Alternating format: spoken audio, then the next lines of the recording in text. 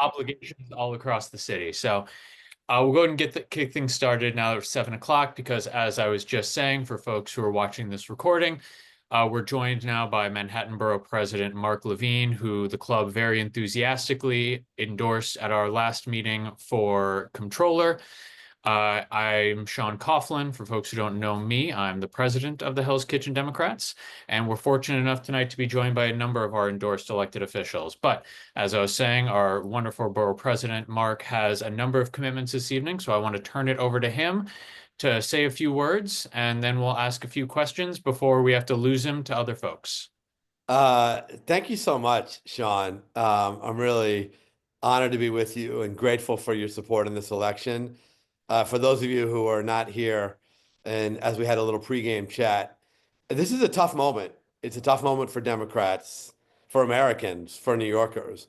And I have to say, Trump and Elon are just as cruel and chaotic as we told everyone they would be.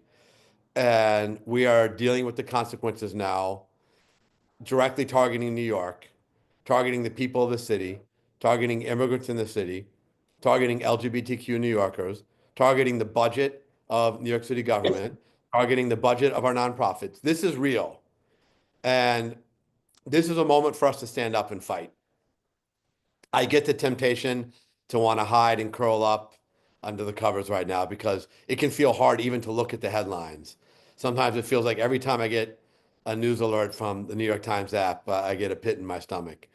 But that's not the right approach. The right approach is to stand up and fight right now.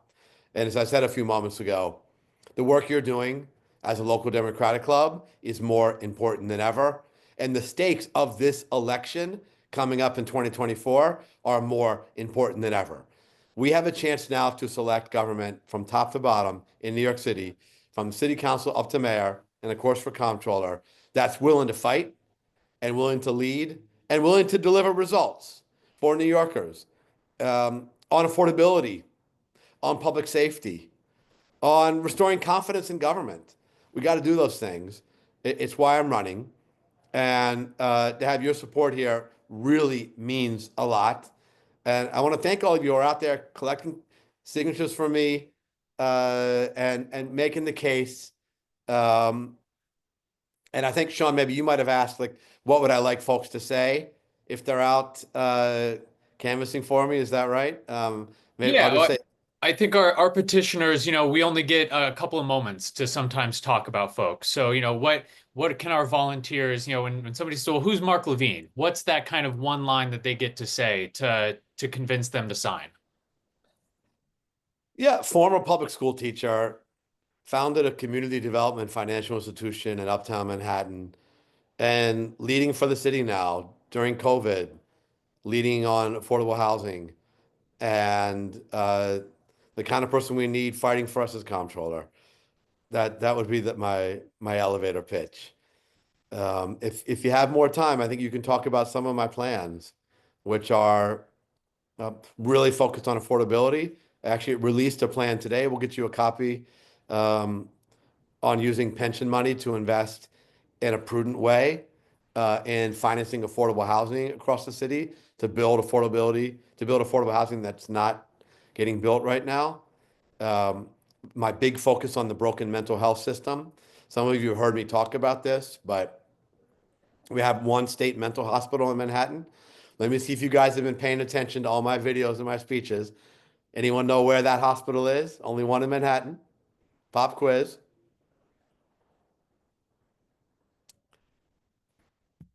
Ruby. Was that Ruby?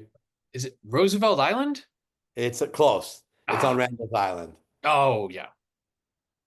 It's on Randall's Island. It's the big institutional. It almost looks like a prison. It's actually several buildings. You see it from the FDR. You see it from the Triborough, or if you go to one of the fields. That facility had 4,000 patients at its peak. I went and visited last year. It now has 400. And that explains a lot of what you're seeing on the street in Hell's Kitchen because people who are in distress, who are suffering with severe mental illness, who should be getting inpatient treatment are on the street. And we've largely gotten out of the business of long-term inpatient treatment.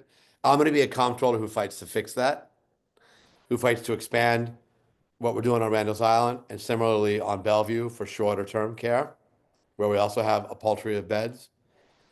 And I think you can talk about that because unfortunately, Hell's Kitchen is a community which is confronting the effects of this. And it's not humane to have someone on the street who needs psychiatric treatment. If God forbid I had a loved one who had untreated severe mental illness, I wouldn't want them on the street. And the hard truth is that often it's going to be involuntary when you bring them in because the nature of mental health is people don't want treatment. You know, I break my leg, I want it fixed. But if I have a certain mental health condition, I might not. And that's hard, but I think ultimately best for the patient and best for communities. So I think you can talk about the fact that I've gone really deep on the mental health crisis. I spent a little bit of time on that because I know how real that is in Hell's Kitchen. And I know this club has really stood up and talked about it. So I want you to know that I'm an ally in that fight and that you can tell people you're collecting signatures from. Mark's going to be a comptroller who talks openly about this, who fights for investment in inpatient facilities, and is an ally, even if the politics are tough. Thanks, Mark. That's great. If you have a minute, I wanted to turn it over to our Director of Membership and Outreach, Leslie Bogosian Murphy, who had a question for you. It's not really more of it's a question. It's more of a statement, Sean. And I think it's important everyone here hears this because Mark may know this, but our club was one of the first. Actually, we had a task force about the casinos. And we really dug deep into it and we researched and we even traveled and we looked at stuff.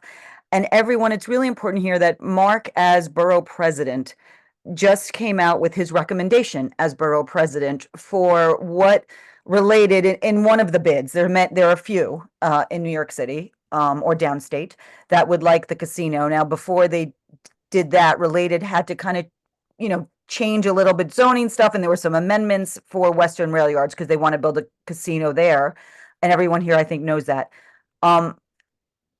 Mark listened to Community Board 4. Mark listened to Hell's Kitchen Democrats. Mark listened to, I believe, I don't want to speak for Chelsea, but I know there was a bunch of Chelsea people. So he came out and agreed with our Hell's Kitchen statement or a variation of it, Community Board 4, and said that he was denying the application with no conditions. Or I believe if that's the language, Mark, correct my language if I'm wrong. We recommended against approval of this project and with no conditions, which is very unusual. And honestly, I was very heavily influenced by Community Board 4 and you guys. And I took heat for it, still taking heat for it. But at the end of the day, I didn't think this was the right project or the right plan for that site. And a lot of you on this call, I want to shout you out. You were very helpful to me and my land use team in gathering the facts. Shout out to Paul Devlin. You were very helpful to me and the team in gathering the facts on this. I spent a year doing due diligence, and I just concluded in the end that this wasn't the right plan for that site. And I thought about conditions. Is there some way to make this work? And there just wasn't. There were no obvious conditions, and so we did something unusual. We said no with conditions. So, thank you for mentioning that, Leslie. And I want to also say thank you, Mark, for that. And if people yeah. realize how hard that is to do, especially It ain't easy. So yeah, I have to go in a it was moment. great. We're very happy, but thank you. Yay. I see Kat's hand up. Thank you, Would Mark. like Yeah, if you have time for one more, we'll hear from Kat. Totally. Yeah. Hey, Mark, thanks so much for being here. So I went to a city council hearing regarding proposed legislation to get FDNY and parks to work together on forest fire prevention measures. So my question for you is, which I brought up at one of the forums, was as comptroller, what could you do to help increase Parks's budget? I feel like just within this room, secret safe with everyone. I feel like parks is like the forgotten stepchild that always has to depend on either other agencies or external organizations' budgets. And I'm going to jump in, Kat, because I have to go in a second. Sorry, thanks. I believe that the New York City Parks Department, which currently only receives, wait for it, 0.56% of the city's budget, should get at least 1% of the city's budget. I was the former chair of the Parks Committee, been fighting for this for a long time. You just can't get the parks that we deserve unless you have the staffing and investments. And actually, one thing we have to invest in is better equipment to fight fires deep in parks. We don't really have off-road fire trucks, which have sort of the big wheels you see in other parts of the country. So when we had all the forest fires in Inwood Hill Park in November and December, they had to park on the street and run the lines in for hundreds and hundreds of yards. And Prospect Park too. Yep. Yes, all the big parks. We're not equipped to fight fires in the middle of the big parks to the extent we should be. So I'm with you on that. I'm with you on investing in our green space. And I believe 1% for parks should be the goal. Okay, Thank Christine, you. you get the final word if you want to say very quick. All right. You're generous. Okay, a quick question. As comptroller, corruption and public corruption has been an important issue, as we know, in New York City. What can you do as comptroller to fight public corruption? Oh, this is the honestly, this is the charter mandated job of the comptroller. You got to uncover fraud. There's fraud in New York City right now. I mean, there's fraud certainly alleged in DCAS, in NYPD, in various other city agencies. And the job of the comptroller is to root it out by using the power of audit and oversight and investigations and subpoena power. Honestly, it's job number one. And I won't be afraid to use those tools. I have been a totally independent elected official my whole career. I'll be independent as comptroller, and I'll fight to root that out using the tools of the office. I'm sorry I have to go, HKDems. This was fun. Thank you for helping me out there. Let's win this. Let's get a lot of green sheets. Absolutely. Absolutely. Thank you so much. Good luck with the rest of your night, and we'll talk to you soon. All right. Bye now. All right. We're very lucky to also be joined by an old friend that needs no introduction to most of us, our council member here in Hell's Kitchen, Southern Hell's Kitchen now, as well as Chelsea and West Village, Council Member Erik Bottcher, who we, again, very enthusiastically endorsed to be our candidate for re-election. Erik, if you want to start out by saying hi to the folks. Hi, everyone. And I want to start by saying thank you for your endorsement for re-election to my final term as council member. I can't believe it's here already. And I want you to know how much I appreciate it and how much I appreciate your help with petitioning, because it is probably one of the least glamorous jobs in all of politics. When people think of politics, they tend to think of West Wing and designated survivor. They don't think about like stopping strangers on the street with clipboards in the freezing cold and having half the people walk by and the other half, maybe begrudgingly stop. But that's, and we've got to do thousands of times to get the signatures. So thank you for your support. I greatly, I'm actually, as difficult as this time is and how difficult it will be, especially when the full implications of this federal government's spending cuts and retaliation against New York comes through, I remain optimistic about what we're going to be able to do together, because we have a really great we have just wonderful people like Mark Levine and all of you just fighting for the city. And I think we're going to achieve tremendous things over the next 4 years, despite the fact that we're going to be in the middle of a battle for the soul of our nation and for the future of New York City. Thank you all. Thank you so much. If you have a moment, I know Ruby Rims had a question for you, and then we'll turn it over to Jackie. Ruby? Did we lose Ruby? All right, we can come back to Ruby when he's able to join again. Jackie, you had a question? Yes, as I believe April 1st, the restaurants can build their little outdoor, well, I'm not sure if I should call them shacks, but their dining facilities on the street. Is there anything in the law that prevents them from building in a bus lane? I think our bus lanes, particularly on 9th Avenue, are abused with people parking in them, and we shouldn't have permanent structures in those bus lanes, I don't think. My understanding is that bus lanes, no stopping zones, things like that would not be eligible for outdoor dining sheds. That's something that I'm going to follow up on that with my staff, but there were a lot of things that were allowed during the first phase of this street dining that won't be allowed now, because I think a lot of grace was given towards restaurants, given what was going on, and a lot of leeway was given, and now they're hopefully going to be more adherent to the rule structure. Thank you. And I know you fought really hard to get those design restrictions as well, so that, to Jackie's point, they won't be the sheds that they necessarily were the last time around. Kevin, do you have a question? Oh, more of a public service announcement. Hey, Eric. We're gonna be joining this Saturday with the green sheets from 12 to 2 outside Manhattan Plaza. So hope everybody can join us and Eric when we're petitioning this Saturday. That's a very good public service announcement. If you haven't had the pleasure of standing on the street with Erik Bottcher, as every single person who walks by recognizes him and says hello, it is a treat. So please join us on Saturday at 12 o'clock in front of Manhattan Plaza. Julie? Oops, sorry. Didn't mean for that sound to go off. Hey, Eric. I wish I could Hey, be with Julie. you on Saturday, but I'm teaching that day.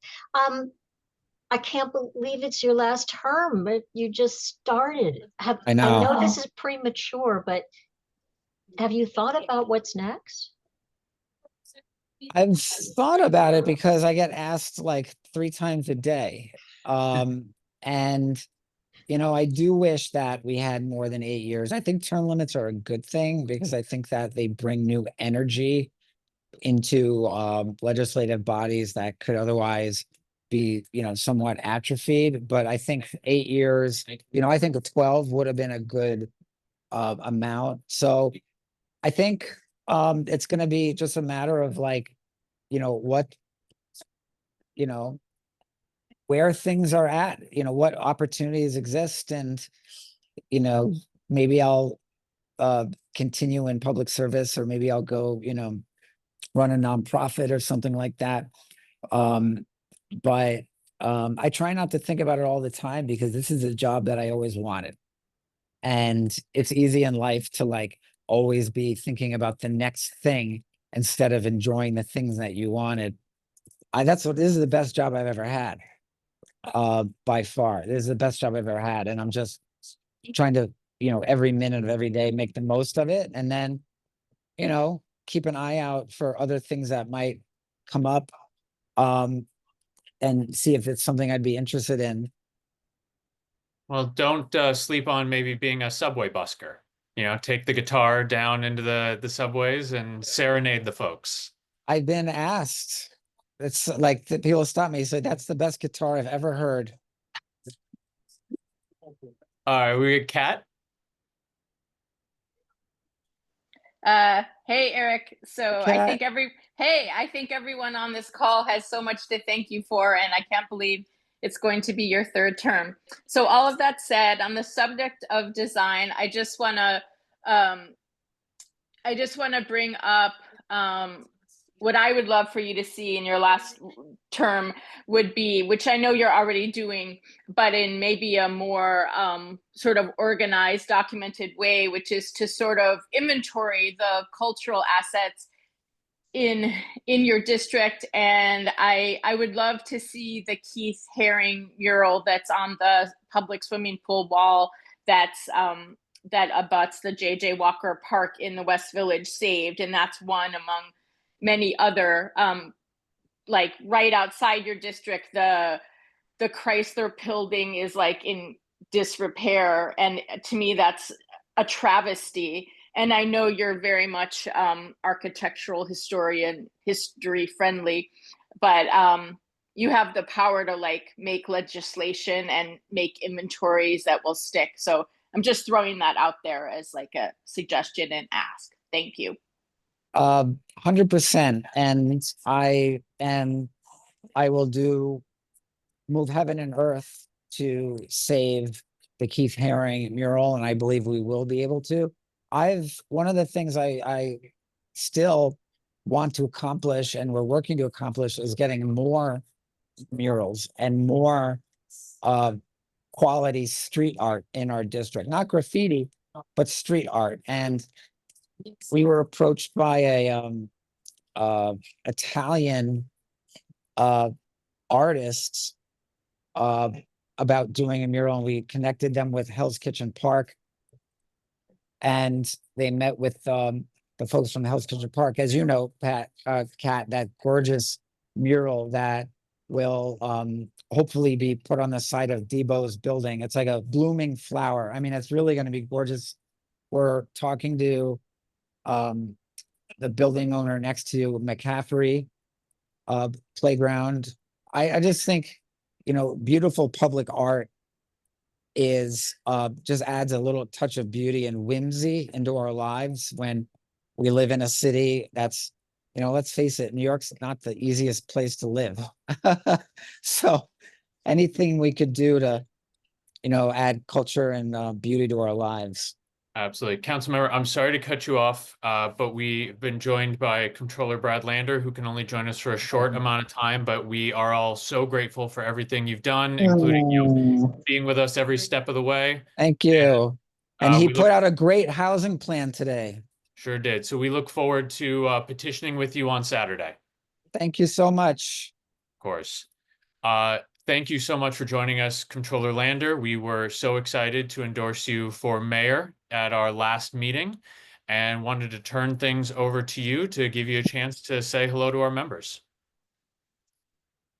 I'm sorry, we still got you muted. Mute. Perfect. All right, it's great to see you guys, and thank you, Erik, for that praise of the housing plan and for the great job you're doing. Thank you, Hell's Kitchen Dems, for your support. It is really a total honor to have it. I was grateful to have it when I ran for controller and we won, and we're going to make that happen this year again as mayor. I love this time when you're getting out and doing the petitioning, because even though it's sort of old-fashioned to, bring those green sheets out there and kind of, have that be how people get on the ballot, there's something pretty magical when you get to talk to voters and tell them, yeah, actually, the way we decide who's going to be on the ballot is by going one by one and talking to voters. And then the fact that Democratic clubs are out there saying to their neighbors, hey, folks, you haven't maybe been paying attention to your local elections, but we are. I love the grassroots democracy of it. Look, this is an urgent time. We all know New York City needs a mayor who works for us and not for Donald Trump. And it also needs a mayor who stands up and fights for a safer, more affordable, more livable, and better run New York City. And with your help, that's exactly what I'm going to do. As Erik mentioned today, we released a bold plan to confront the housing affordability crisis, to build 500,000 new homes over the next 10 years, on sites like around the Inner Borough Express in Brooklyn and Queens, great new transit accessible housing. And my favorite part of the plan is I didn't even know there were 12 municipal golf courses in New York City. So I'm thrilled with our proposal to turn 4 of them into dynamite new neighborhoods. The number one commitment of this campaign continues to be to end street homelessness for people with serious mental illness, something that'll make a big difference in safety and neighborhood quality of life, but also in being a compassionate and humane city. For all of that, we can't have Eric Adams as mayor, and we also can't have former Governor Andrew Cuomo and 25-year non-resident of New York City. somebody who resigned in disgrace just ahead of sexual harassment impeachment.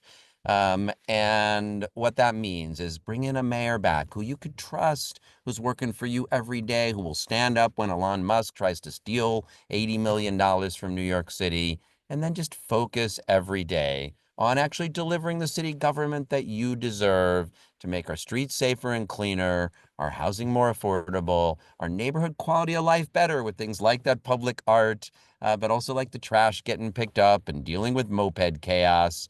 And that's what you deserve at City Hall. And with your help and your petition support and your support in this election, that's what we're going to get. Thank you so much. And we know you're on a time crunch, so feel free to jump out of the car and turn us off anytime that you have to go. But I'll just take the liberty myself of saying I really appreciated your Safer for All plan that you touched on a little bit there as you were talking, the plan to help people who are suffering from chronic street homelessness and severe mental illness. It's a big issue that we face here in Midtown and Hell's Kitchen. I wondered if you could speak a little bit more about that, because I thought it was a really compassionate and thoughtful plan. Thank you so much. Yeah, absolutely. That's the #1 commitment of my campaign, the first big plan we put out, and it's super detailed. We did some audits first to look at what is the city doing now. What we found is the homeless sweeps program just pushes people from street to subway to hospital to jail and back again. We looked at a period of time when the city had forcibly removed 2,300 people from where they were sleeping. Only 3 of them got connected to stable housing. And then we looked around the country and said, what's working? And what's working is this policy called Housing First that they're using in Salt Lake City and Houston and Denver, and even a small pilot here run by Volunteers of America, where you, instead of saying to people, go into shelter when you know they're resistant to going into shelter, offer people on the street with serious mental illness a single room occupancy or supportive housing unit wrapped with services. There are about 2,000 people with serious mental illness who are homeless and unsheltered. But tonight there's 2,500 about vacant SRO or supportive housing units. So we could use those, and people are able to stay stably housed 70 to 90% of the time. That means it doesn't work all the time. So sometimes there needs to be involuntary hospitalization when people are a danger to themselves or others, and some secure treatment beds, and a better approach at Rikers, where you've got a lot of folks now, 1,500 people with serious mental illness. But at the core is leadership from City Hall, like real management attention, a better coordinated continuum of care, and that Housing First program that gets people the care and services and the roof over their head that they need.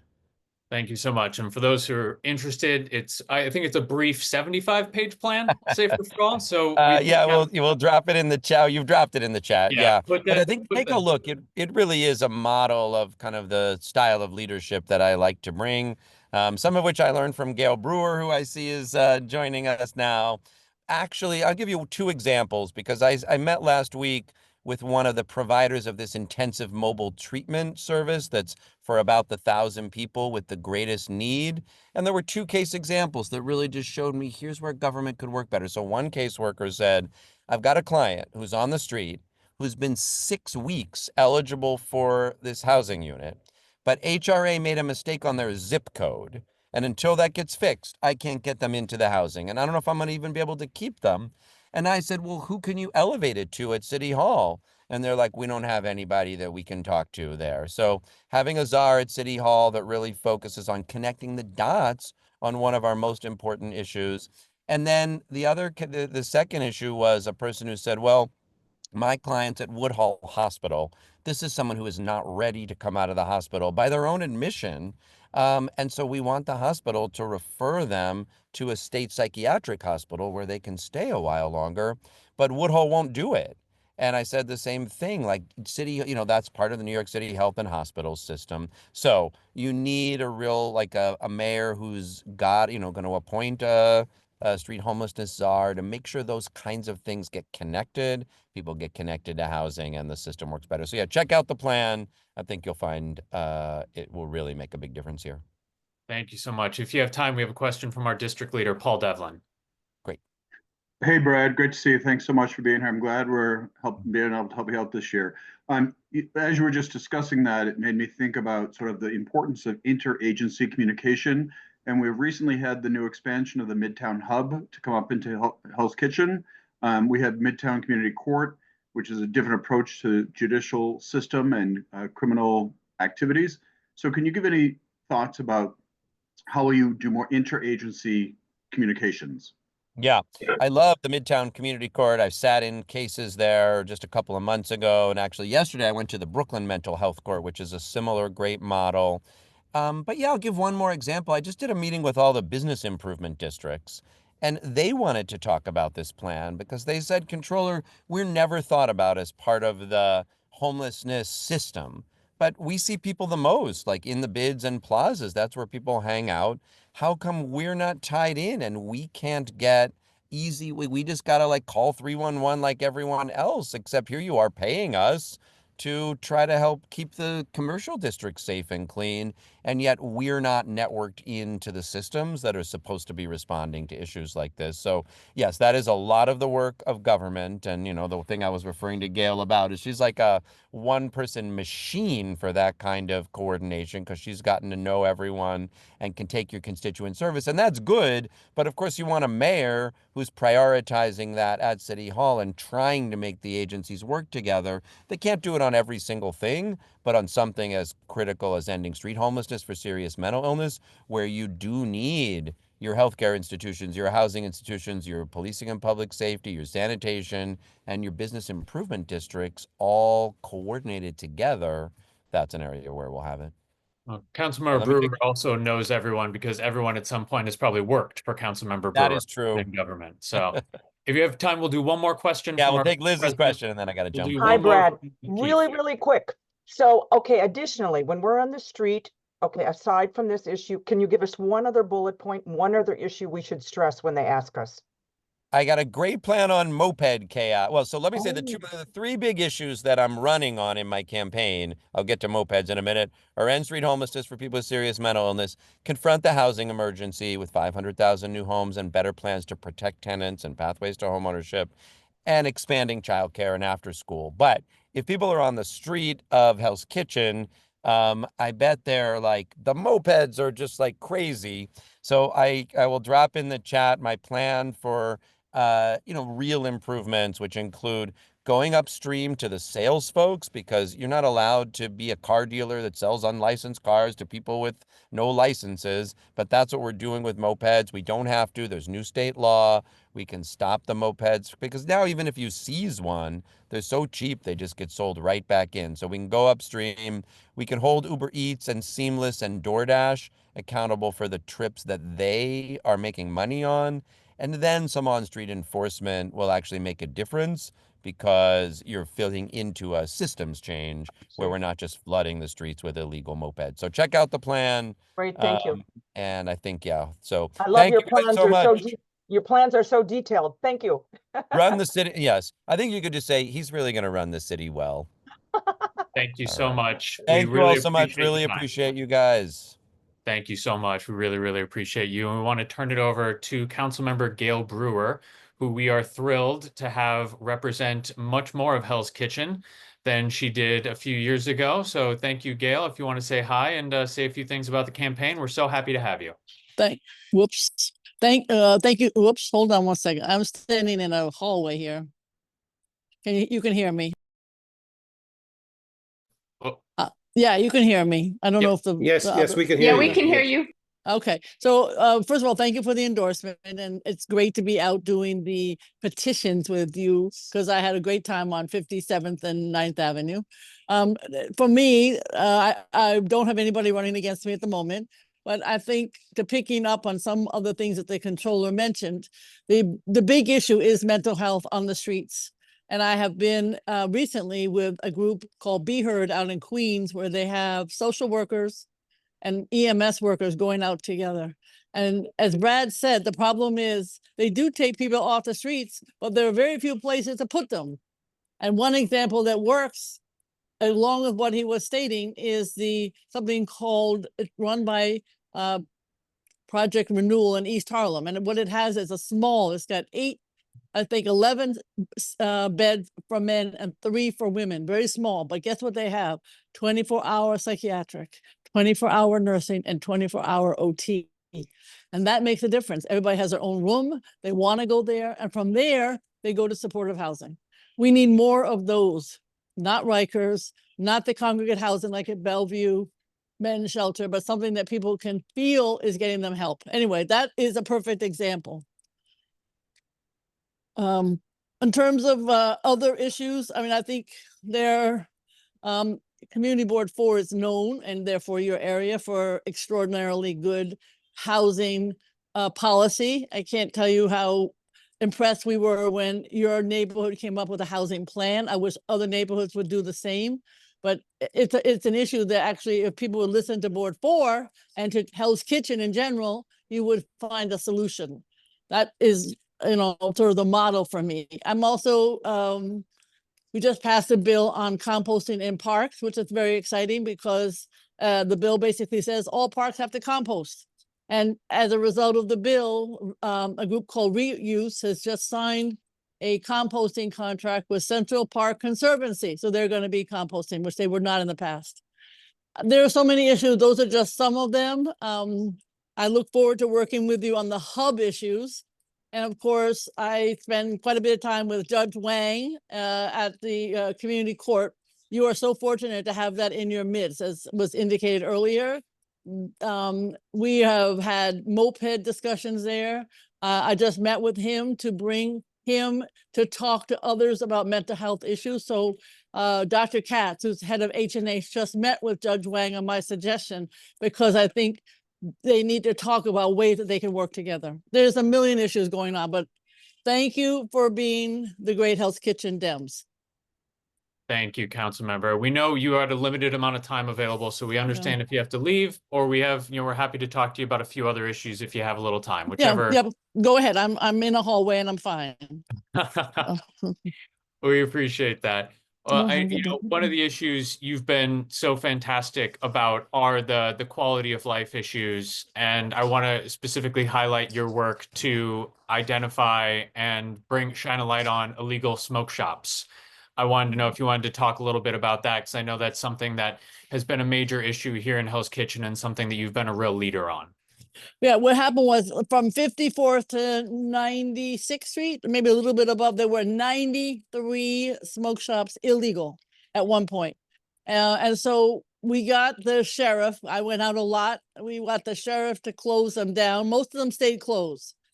I think we have, from your area up to 96th Street, I think we have 5 or 6 now legal smoke shops. I know I just was on the one on 9th Avenue recently. They're wonderful. They want to give to the neighborhood. They're clean. You don't even know they're there, to be honest with you. What a difference from the others. The issue now, though, is if anybody opens up, I'm not going to be able to get the sheriff to come out because he is waiting on the legal issues that he had to deal with. I don't know, what happened with the money or didn't happen with the money that was collected. But in any case, it's in court. So he's not going out and closing any smoke shops at the moment. But right now, most of them in our areas are closed. I think more than in other areas because I hear about it. That's what I know. I mean, that's what I know. No, we've seen a lot of evidence of your great work around here. And I think you're absolutely right. In my experience, the legal cannabis shops look more like boutiques or drugstores than they do smoke shops. So, I think your work on this has been really, really important and we really appreciate it. Thank you. I know another topic that you've been a great leader on are the quality of life kind of sanitation issues. You've been, as someone who is always on the street, as you are going to all your different events, you really get the sense of the streets of New York and what's important. So I wanted to, you've had a great relationship with DSNY Sanitation Commissioner Tisch, and I'm not actually sure who the current sanitation commissioner is. He's standing about 3 feet from me right now. So you can't say anything bad about him. No, he's wonderful. His name is Lohan. He was the #2 under Commissioner Tisch. I was just speaking at the sanitation graduation. It's called the Trash Academy. And basically people go there to learn about trash and how they can be part of the solution. And there were about 19 people from the 6th Council District, maybe some from the 50s, West 50s. So the answer to the question is twofold. One is, I think during this most recent, I call it the Tisch era, I'm very fond of Jessica Tisch, that between the containerization of the smaller buildings and commercial, and you have a lot of commercial in your area in Hell's Kitchen, thank God. I think the rat population may not have decreased, but they're not as active. So it's helping. Now the issue is with the larger stores, I mean, the larger buildings, residential, condo, co-ops, how do we containerize them? Because right now they can still put the black bags out. That's an ongoing discussion, not resolved. There are some European models, I won't give you all the details, that are going to be piloted in West Harlem. And so we can see whether those work for the larger buildings. The other thing then in terms of trash, obviously you have some fabulous trash experts on Community Board 4 and in the area. But the issue for us, I think, is, you know, where you have scaffolding, where you have vacant buildings like on 55th Street, or where you have owners who are not paying attention. Even if you have the best sanitation department and you give them tickets all the time, they still don't respond. And the other problem that I'm working on, which is alternate side of the street parking, move your friggin' car.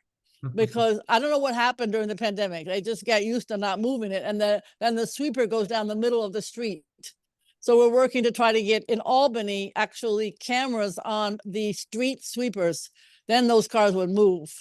So, but in the interim, I'm trying to get police department to give signs like on Thursday, it says do not park here. And then the sweeper can get down the street. That's the short version. But, you know, it's better. It's just for some reason, we need more litter baskets. Sometimes the sanitation department moves the litter basket. And I think it has to be there. Those are some of the issues we're working on. But this commissioner is fabulous. That's great. And, you know, cliches always come from a place of reality, and the cliche of Gale Brewer being everywhere always and answering a question about sanitation by being at a sanitation event is... He's right over there. He doesn't hear me talking right now, but he is literally standing at the other end of this hallway. That's fantastic. And I think we will all sign up for your campaign slogan of Gale Brewer 2025, move your freaking car.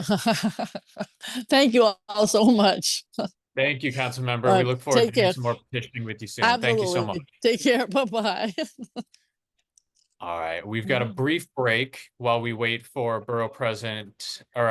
State Senator Brad Hoylman, who we've endorsed for Borough President. So I wanted to invite our political director, Kevin Collins, to speak to us briefly about some of the upcoming opportunities that he already hinted at for us to do some petitioning together.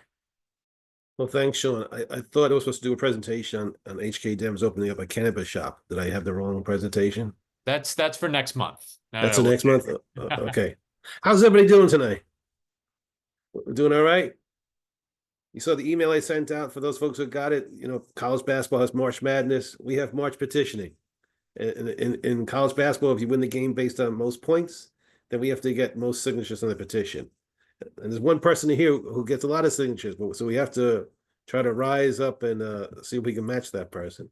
But I hope we can see you out and about this Saturday from 12 to 2. We're going to be petitioning with Erik outside Manhattan Plaza.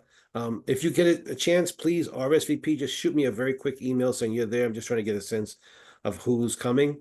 And then this Sunday, March 9th, from 12 to 2, we're going to be outside Worldwide Plaza on West 49th Street. Look for us there, and we're going to be doing that as well. In your heads, if you could just try to plan on us together, Saturday and Sunday throughout the month of March up to the 29th. We're going to see if we can hook up with a candidate and petition together that way on the weekends. But always feel free on your own time, on your own schedule. You know, even if you have an hour in the morning or the afternoon or whatever you think works best, the weekends is when we're coming together. But individually, please do what works for you. If you could be good enough to drop off your signed petitions, the completed sheets, if you can bring them this Saturday and Sunday, that's great. If you need more, or if you never got some in the first place, I think you have my cell number. It's 917-699-3046. I'll drop in the chat after this. And my email just let me know. I'll meet you halfway. I'll go to your apartment. It doesn't matter. We'll hook it up. Let's keep getting those signatures, and I appreciate it. Any questions about that? Thanks, Kevin. I just want to highlight, this is fun. This is a fun way to volunteer, especially these group petitioning efforts that we do on the weekends with the elected officials themselves. It's a good time. I'll try to make sure we always have some snacks that I bring around for folks to nosh on. We'll try to make volunteering a good time for you. We could maybe get Debo to drop off some of her cookies. We'll try to figure something out along those lines. Well, Stephanie and I bought roughly 18 boxes of Girl Scout cookies from Heather, which just got dropped off. And I need to not have those in this house. So we may be bringing some of those along too. Liz? I just want to point out to the group here who's here how wonderful Kevin's been. He's been doing a tremendous amount of organizing behind the scenes. I mean, he is on it. He is on it. And I think, it's, I mean, he lined up everybody tonight. I mean, and that means individual phone calls. There's a lot of organizing. And so a big shout out to him for that. And I just want to say, Erwin, if you've got those finished sheets, give those to Kevin on Saturday, those 2 petition sheets.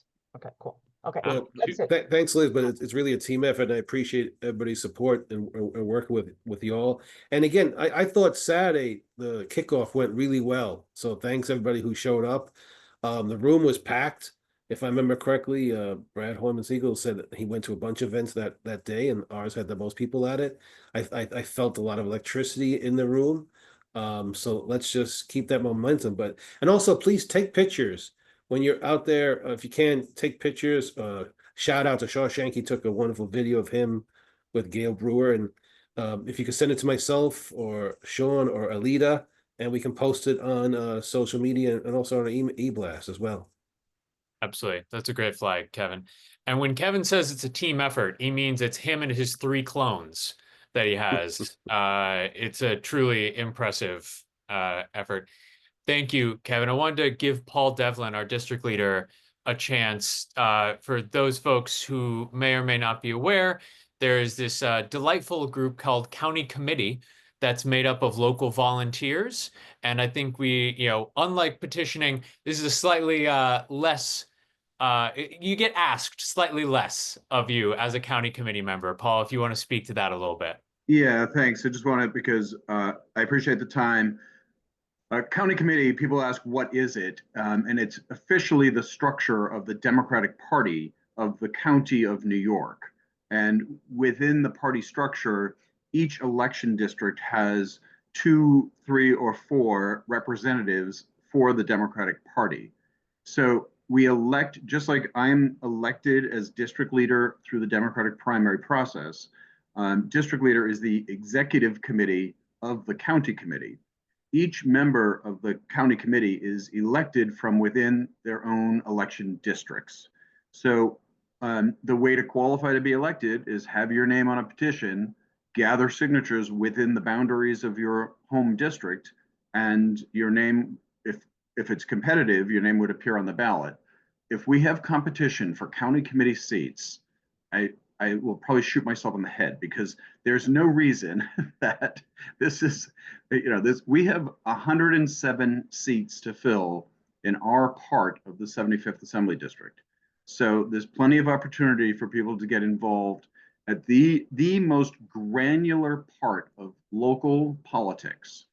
So Kevin and I are working together to come up with names for each election district in the Part B of the 75th Assembly District.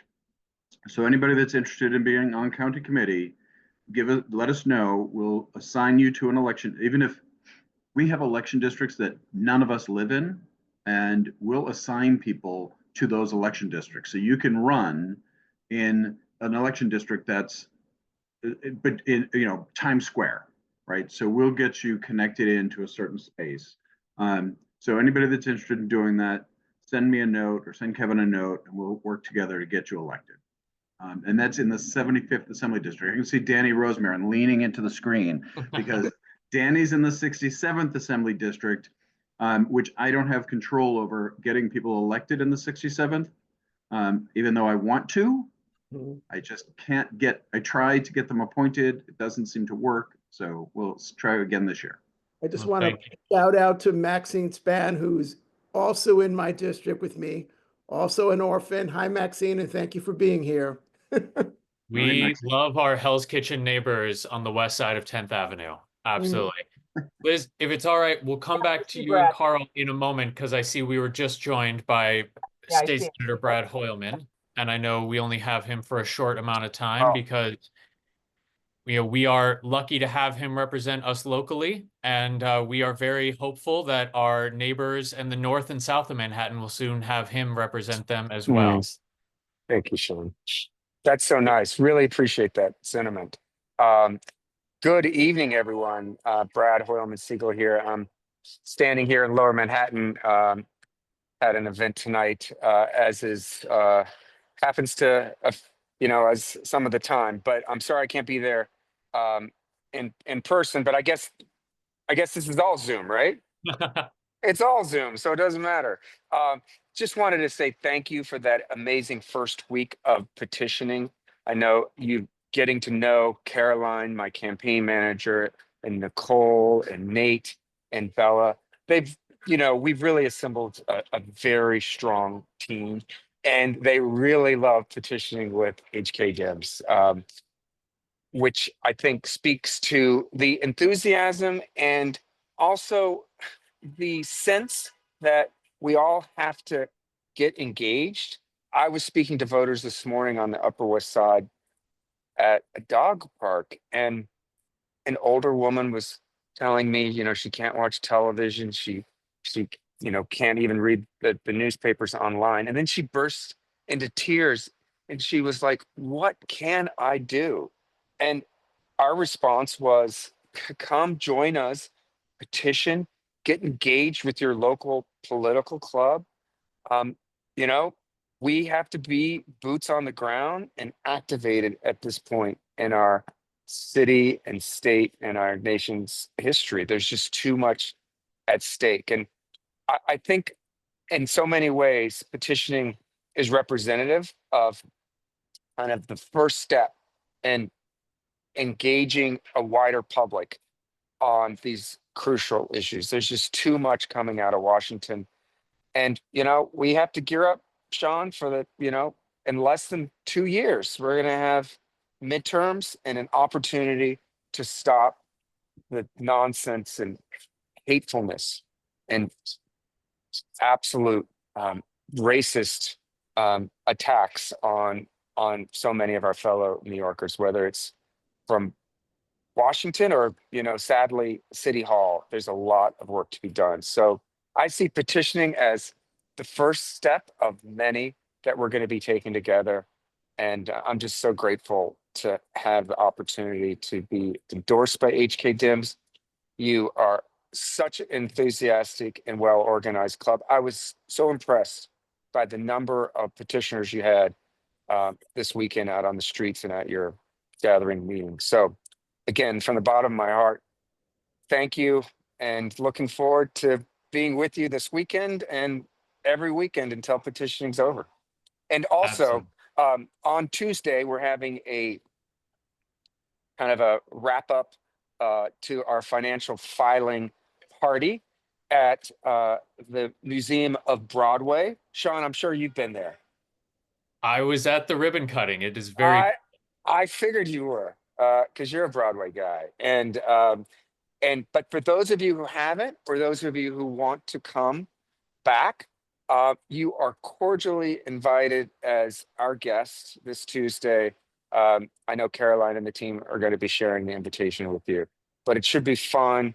See some cool artifacts and representations of Broadway in a great space, and a really Instagram friendly museum, I have to say. Absolutely. Well, we understand you're at another event. We would love to talk to you a little bit longer if you have a few minutes, but we Sure, understand of course you I have do. to go. Of course I do. Great. Well, one of the things I think really resonated about the things that you've been saying on the campaign trail is, we know here in Hell's Kitchen and across Manhattan, across the city, how hard it is to raise kids here in New York. And I think the fact that you've made that a pillar of your campaign and centering the experiences of parents is really, it resonates with a lot of our community members. So I wondered if you could speak a little bit about that. Yeah, it is a challenge. I was on a treadmill the other day, and there was a young man running next to me at a very fast clip, I might say. And I found him annoying at first because he was on his phone talking to his friend. But then rather than tell him that he was, annoying the entire gym, I decided to eavesdrop. And then what I heard really kind of upset me, which was, he and his girlfriend are getting serious. They want to, get married, start a family, not necessarily in that order. And she was resisting it because he wants to stay in New York and she wants to leave. She doesn't think they can afford an apartment. She is concerned about where they would send her kid to preschool. She has a very busy job, it sounds like, from what I gathered, and she doesn't know if they can make it in this city. And that is like almost heartbreaking to me, because that is, it's young people like that, young, artists, professionals, creatives, finance, technology, government, education, healthcare. That's the lifeblood of our city's economy and frankly its future. So if young people don't think they have a future in this city because they can't afford it, because they can't find a place to live, an apartment large enough, which is what he said, to have a child together, then the future looks pretty bleak. So we have to change that. And so that lens of looking through young people's eyes is similar to what we think about older New Yorkers too, who want to stay here, but are increasingly being unable to afford their rent, or make their electric payments or cable payments. I mean, things are just getting so damn expensive that even our older New Yorkers are looking elsewhere. So we've got a lot of work to do on those fronts. And the other thing about kids is that they tell you,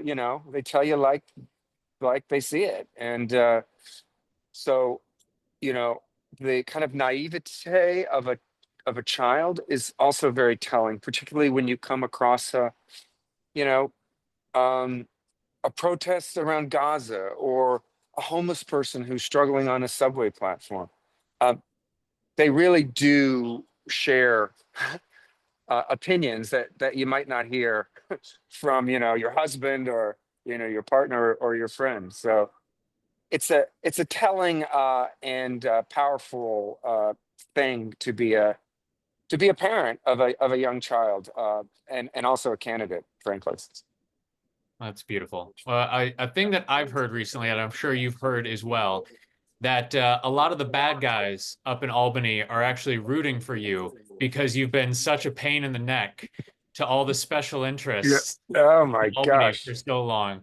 So I'm sure Yeah. you've heard that as well, that a bunch of the bad guys Yeah. around Albany are excited because you aren't going to be fighting them on everything anymore. Well, the other thing, some of the lobbyists are sad, and they're not sad because leaving Albany as much as they are, that they're sad because when I'm in Albany, I'm more on the left, and I introduce bills and try to get them passed, and that makes them a lot of money because they get hired to try to block my bills. So I always, they're going to miss me. They're going to be sorry that they sent me to City Hall. But no, seriously, that's a compliment. But, in Albany, we're busy with the budget right now. And speaking of special interests, we'll see, what we can do to address affordability and housing and public safety and education, and making sure that the cultural institutions get the support they need, especially when, forget about defund the police. We're talking about defund the government here. And it's a crisis, and people are really looking over their shoulders, wondering, what's going to happen next. And it's really hard, Sean, I have to say. And I'm sure my colleagues in government agree, and you too, probably at a university. We don't know what the cuts are going to be, so it's hard to really get your head around a budget when you don't know how drastic the federal government is going to, continue its attacks on New York. Well, for folks who don't know, this club it originated following the 2016 election, and out of the anger and frustration and disgust that we all felt. And if you haven't seen the photo from Mark Robinson's apartment, the very first meeting, we'll try to post it on our social media. You will see Brad Hoylman there. All of us with slightly darker hair, granted. But Brad has been a true And friend more and of it. ally to this group. Sorry, follow us. And more of it. Well, I'm on team finasteride and minoxidil over here, so I'm desperately hanging on to every follicle that I have. But Brad has been a true friend and ally to this group, and we are so excited to support you on this next venture. Well, thank you, Sean. Those are super kind words. I look forward to seeing you guys this weekend and the weekend leading up to the end of petitioning and beyond. All right. Well, tell downtown Manhattan hi for us, and we'll talk to you soon. I will. Thank you. See you guys. Bye-bye. Bye. Thanks, Brad. Bye. See you. Wanted to turn things over to our Director of Membership and Outreach, Leslie Bogosian Murphy, who's been doing some great work on behalf of the club. Leslie? Thank you, Sean. I will be very quick, but this is my first time addressing you as Director of Membership. So thank you very much, by the way, guys, for that. I am just going to put something out there. Sean and I will be discussing, along with executive membership, how we want the direction, with the executive committee, how we want membership direction to go. But I do want to say a few things. Like Brad said, when he was talking about meeting this woman up at the dog park, and I think Heather probably knows this too, as a former director of membership. Thank you very much, Heather, for all your years of doing that. That people just want to do something and they don't know what to do. They just want to help, or they want to do something. And though maybe they don't think of, well, petitioning is not really what I thought of, or, oh wait, a Zoom meeting is not really what I thought of. We still want to get those people who want to activate to activate. So that's going to be our job. And I have a few different ideas, and I'm going to send it to Sean and exec on a plan for membership going forward. But I would like to, and I'm already working on targeting some big buildings, some communities that we know are there, and we know there are Democrats there. Let's just get them out of the borough, right? And any way we can. So that's one thing I'm working on. The second thing, Sean, I'm working on, you'll know this, I'm going to maybe ask for a small budget for maybe a mailer, but we'll talk about that.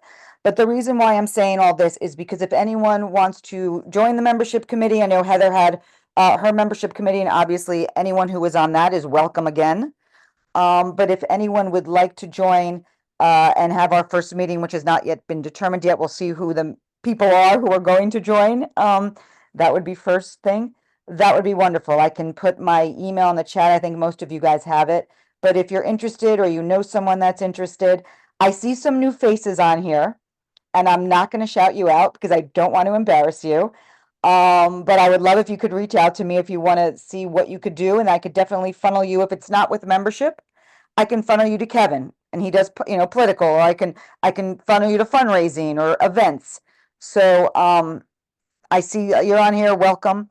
But anyway, I will put my email in the chat, and reach out to me if you're interested in that. And then we will, Sean, you and I will talk further. Then we'll also talk with exec on an official plan to move ahead. That's great. Thank you, everyone. And Leslie's right. It's a great opportunity if you like to talk to your neighbors, if you like to talk to people, if you like to, get to know folks who live in the neighborhood and get to be interested in what they're interested in, and meet them where they are. I think that's what, Leslie's talking about. And it's really important is we understand that you all have a lot going on. And so we want to find ways to allow you to get engaged and be involved in a way that works with your busy schedule, however that is. So we will work with you to find a way for you to feel good and engaged in whatever way works for you. We're just waiting now on Jenifer Rajkumar. She was coming directly from another meeting.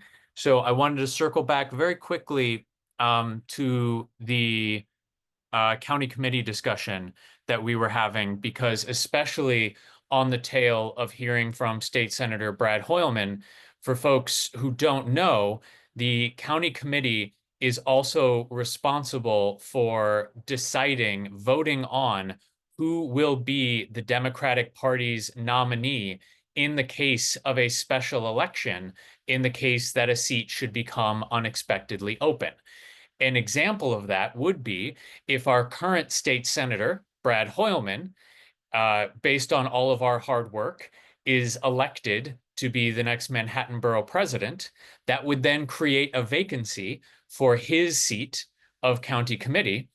And Paul can correct me if I'm wrong, because he has a astoundingly encyclopedic knowledge of these topics, but it would then turn to the county committee to vote on who the Democratic nominee would be for that seat of Brad Hoylman's state Senate seat. So it is something that, especially now, we want to make sure that our neighborhood, our members, that their voices are heard in that process.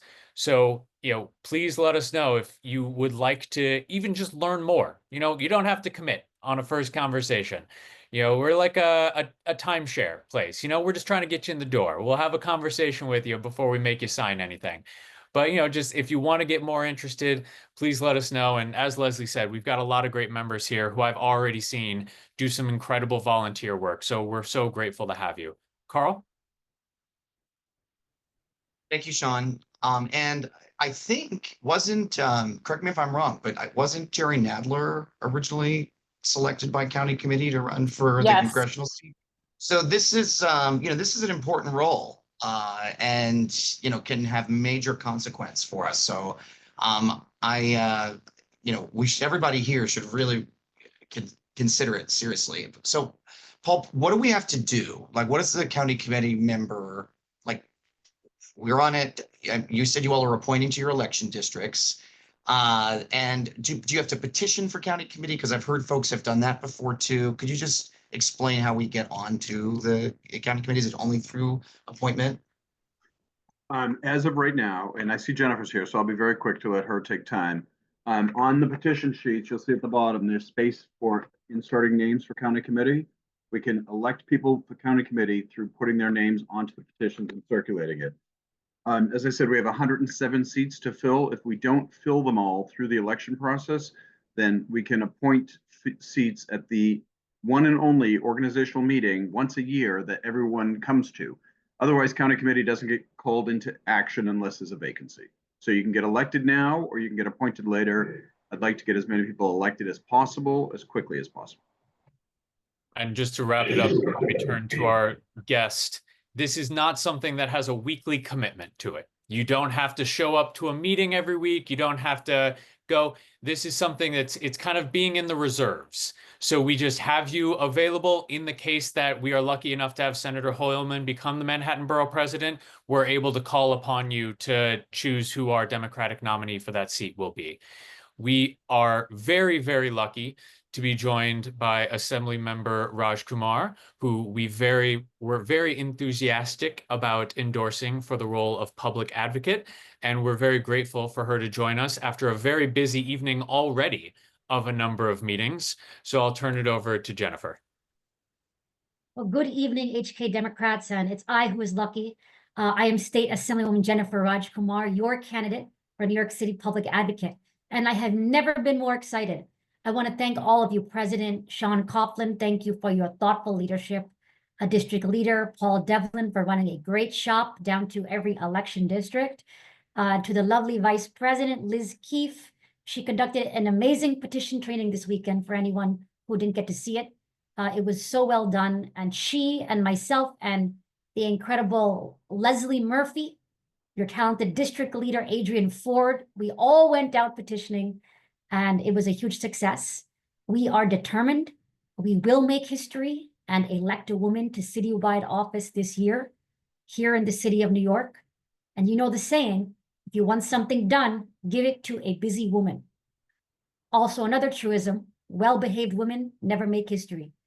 So the three of us collected so many signatures, and I'm proud to report to you tonight that my campaign has already collected well over 3,000 signatures, enough to qualify for the ballot, and we are only just beginning.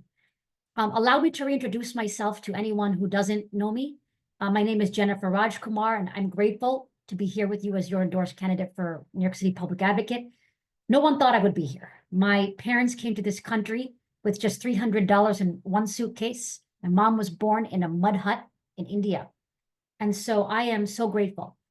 I'm grateful to give back to a country that has given my family so much. And to honor everything I've been given, I decided to dedicate my life to social justice. So I became a civil rights attorney. I went to UPenn, then I went to Stanford for my law degree, and I dedicated my life to civil rights, and I became a civil rights attorney. As a lawyer, I became an expert on pushing back against the Trump administration during the first Trump era. I was appointed by the governor to be the director of immigration for the state of New York, and I led the push against Trump's discriminatory immigration policies, including the terrible family separation policy and the discriminatory Muslim ban. I built a first in the nation program to provide lawyers to immigrants in immigration proceedings. And it's called the Liberty Defense Project. I will never forget the mothers of immigrant children who wrote to me saying, "Thank God, you are an angel because you got my child out of detention." I worked to empower people nationally across the country. I was on the legal team of one of the largest gender discrimination cases ever filed to secure equal rights for women in the workplace. And we won it. And the UN called it one of the top 10 cases in the world advancing women's equality. In 2020, I ran against an 11-year incumbent who was anti-choice and anti-LGBT. And everyone said to me, "Jenifer, you're a nice girl, but you got no shot." But we won. And we made history when I became the first South Asian woman ever elected to a New York State office. As a lawmaker, I led the charge to shut down the illegal smoke shops by authoring the Smoke Out Act in Albany. And I got it passed, and we've begun to see illegal smoke shops shutting down. And I am now leading the charge to regulate reckless e-bikes. Like me, I'm sure almost everyone on this Zoom has almost been hit by a reckless e-bike. I am leading the movement to regulate the e-bikes by making sure they have license plate, insurance, inspection, and I'm bringing hundreds of people to Albany next week to make sure we get this done. I love what I do. I work 24/7 and I live for this. I passed a landmark bill securing human rights for domestic workers. That's over 200,000 women of color and immigrant women who now have the protections of human rights law. And last month, I authored the most comprehensive mental health bill in 60 years, the Empire State of Mind Act, to ensure all New Yorkers can receive the mental treatment that they need, because you have seen that there are an influx of seriously mentally ill people on our streets and subways, and we have to change that situation. So finally, I want to thank you because you put your faith in my candidacy, and I will never forget that. I believe that together we will win, and we can do better for our city and for our Democratic Party. I'm proud to report that we are crushing it. Last week, I announced that I have 19 times more cash on hand than my opponent. He has 48,000. We have $1.3 million. And that is a sign of the momentum that our campaign has garnered across all 5 boroughs. So I look forward to building this movement with you and making history with you this June. So thank you so much. Thank you. We really, really appreciate it. And we understand, you've got to run again to another meeting, but if you have a time, we'd love to ask a few questions and hear from you about a few things. As you mentioned, I think, something in addition to both being endorsed by our club, another thing that you and Brad Hoylman have in common is an impeccable talent for naming legislation. So excellent work there. We were talking previously with Councilmember Brewer about her efforts to close down illegal smoke shops, which is something that, she credited your legislation as, really empowering the city to be able to do. It's a huge issue that we had here in Hell's Kitchen, and I wanted to give you an opportunity to talk a little bit more about your efforts to bring that legislation about. Thank you so much. Well, it was called the Smoke Out Act. I said we're going to smoke them out and shut them down. And it became a movement. We had smoke out rallies in all 5 boroughs. And this was one issue that really united the entire city. Everywhere you go, everyone's seeing these illegal smoke shops. And we all felt like we were high. I mean, how could there be a smoke shop on every corner? And so it was a huge victory that the governor put in the budget. And Councilwoman Gale Brewer was such a great partner. She and I were in Times Square together in a smoke out rally. And what the Smoke Out Act does is, what it did is, it gave the power to shut down these illegal smoke shops to the city of New York and to all municipalities across the state. Because outrageously, it was only the State Office of Cannabis Management that had the power to shut down these shops, but they didn't have the manpower to get the job done. But you know who has the manpower? Our city of New York, with our NYPD and all the agencies. So I was able to give the power to New York City, and now we're finally getting the job done. To give you an idea, just at this time last year, we had only shut down 1 illegal smoke shop. Now we have shut down over 1,300. So this is the results-driven leadership that I hope to continue to bring. It's really amazing. And, I will say that is something we've seen on our streets. I can think off the top of my head of at least a dozen shops that are no longer in operation just within a couple of blocks of my apartment. So we really appreciate that. Our former president, Christine Gorman, has a question for you. Thank you, Jenifer. I'm excited about your campaign.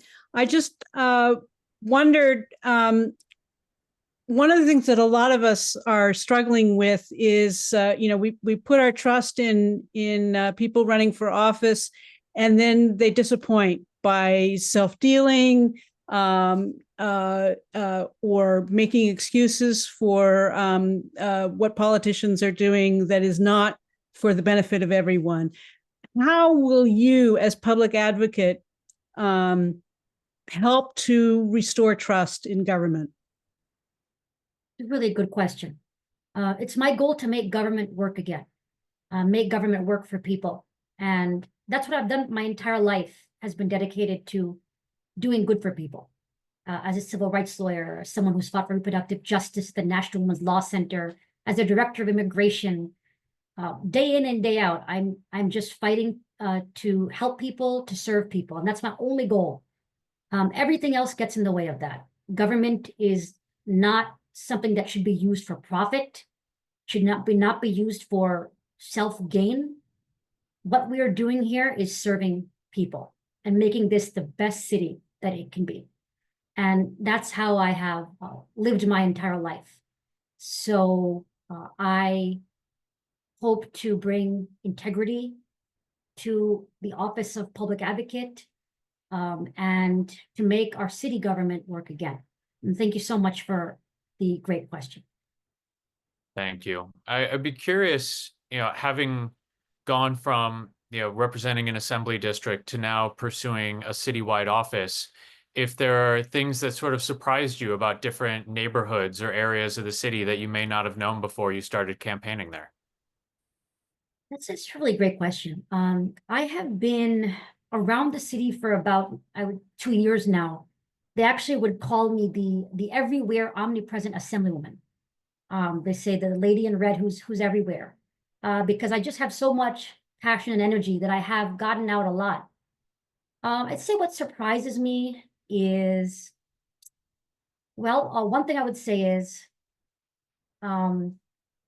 people's happiness doesn't depend on their level of wealth.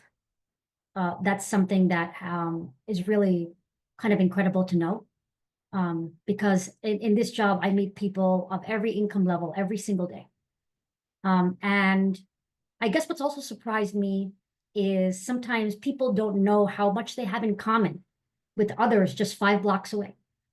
There can be a luxury apartment building and then public housing 5 blocks away. And the people in both have issues that are both so common and similar concerns. But sometimes we don't make our way 5 blocks that way to get to know the other people. And so one thing that I'm really proud of is the diversity of my campaign, the wild diversity, and how we're able to bring people together across these different neighborhoods. That's wonderful. Want to turn it over to Kat Lafferty. Thank you, Sean. Welcome back among us, Jenifer, and great work last weekend. So on the theme of parks, I feel like I just want to commend you for your work in terms of the smoke out bill, because I was so saddened in 2020 through 2022 that continued after the worst part of COVID, seeing kids, because I'm a volunteer gardener in Hell's Kitchen Park and in the Clinton Community Garden in the 47th, 48th Street area between 9th and 10th. And it used to be, you know, people would come and exercise in Hell's Kitchen Park, and instead kids, like middle school kids, would come and smoke pot in the park before school once they had to go back to school. So the smoke shops, although of course I was all in favor of legalized cannabis, I feel like the rollout was a disaster, and kids, young kids, middle schoolers were the victims and victimized, and that was not acceptable. But also on the subject of parks, I would love to have a person in your role of public advocate, the role that you're gaining election to, take a stand and support city workers, including parks workers, because I feel like, especially post-COVID, they're tasked with so many things like public safety and, you know, getting people out of the bathroom so they can clean in a public park, and people who hide drugs in public parks, all sorts of things that are like not associated with their tasks that they're hired for. And also, you know, with Trump's very open erasure of transgender, but really attempt to erase all LGBTQ people, including people who work for him in the federal government. We don't want to see Stonewall erased.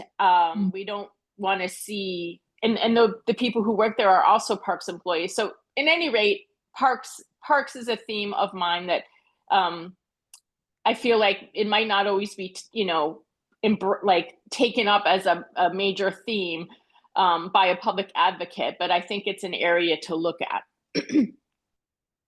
Thank you. I would be very excited about empowering all of our city workers at every agency and being able to get in there in parks and really uplift and support the workers would be something I would love to do. So thank you for raising that. And I also, on the subject of LGBT rights, one of the things that I will do immediately is declare my public advocate office as a sanctuary for LGBT youth, so that they know they have a place they can go and a public advocate who is fighting for them. Thank you.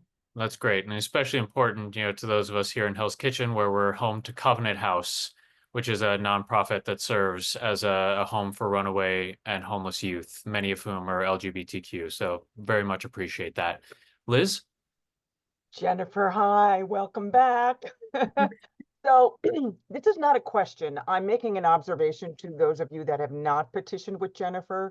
You should petition with her when you get a chance. She is so accessible. I think Leslie can back me up on this too. She's so accessible. She talks to everyone. She listens to their problems. She really listens. She wants to know what's going on in the neighborhood. And I witnessed that firsthand. And I am just so proud and happy that we endorsed you. Thank you. Thank you so much. That's so kind. Thank you very much. Great. And, you know, while emphasis on the outfits of female politicians is far too much, every time I've seen Jenifer out has been in high heels. And it is truly one of the most physically impressive feats I have ever seen in my life. It's like she's wearing flats. Sean, you don't know the half of it.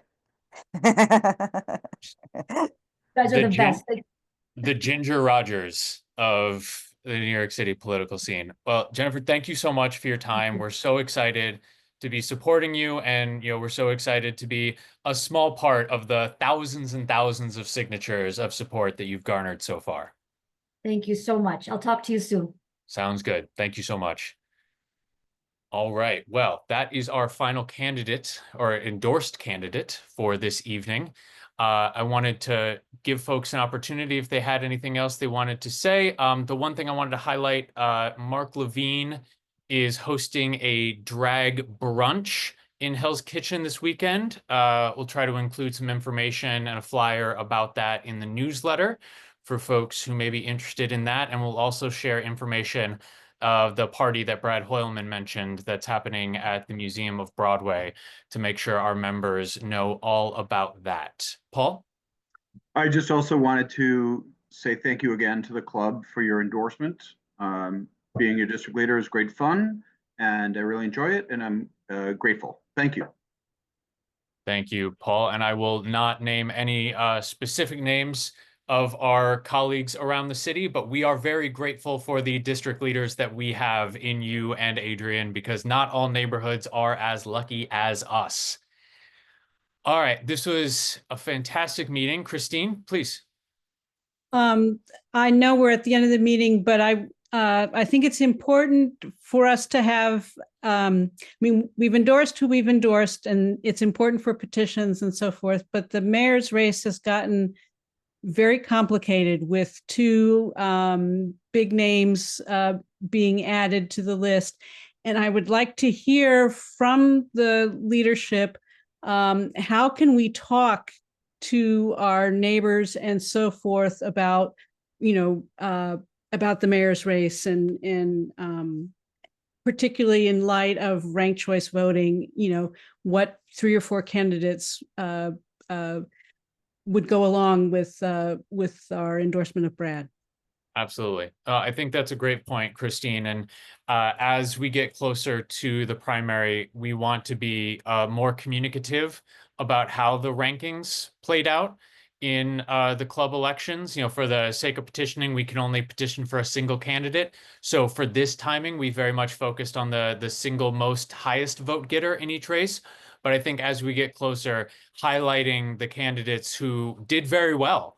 I think, to your point about the mayoral race, Jessica Ramos performed very, very well in our election and received a lot of voiced support within the meeting. So I think we want to make sure that as we get closer to the primary and as our members are thinking about not just who their top candidate is, but their second, third, and fourth candidates, we absolutely want to be sharing a lot of information about how we felt at the time of the endorsement and sharing information, to your point, about some of the candidates who joined after the fact, just to make sure our members are informed as possible. Thank you, Christine. Kat? Thanks, Sean. I just wanted to share that for work today, I was up at 125th Street in Central Harlem, and I saw a man out petitioning. So I said, "Oh, are you with a Harlem Democratic Club?" And he said, "No," point blank. And he was petitioning for former Governor Cuomo. And he said, "No, I'm with like Nassau Consulting or something." So he made no bones about the fact that he's paid by a consulting company to be petitioning for former Governor Cuomo.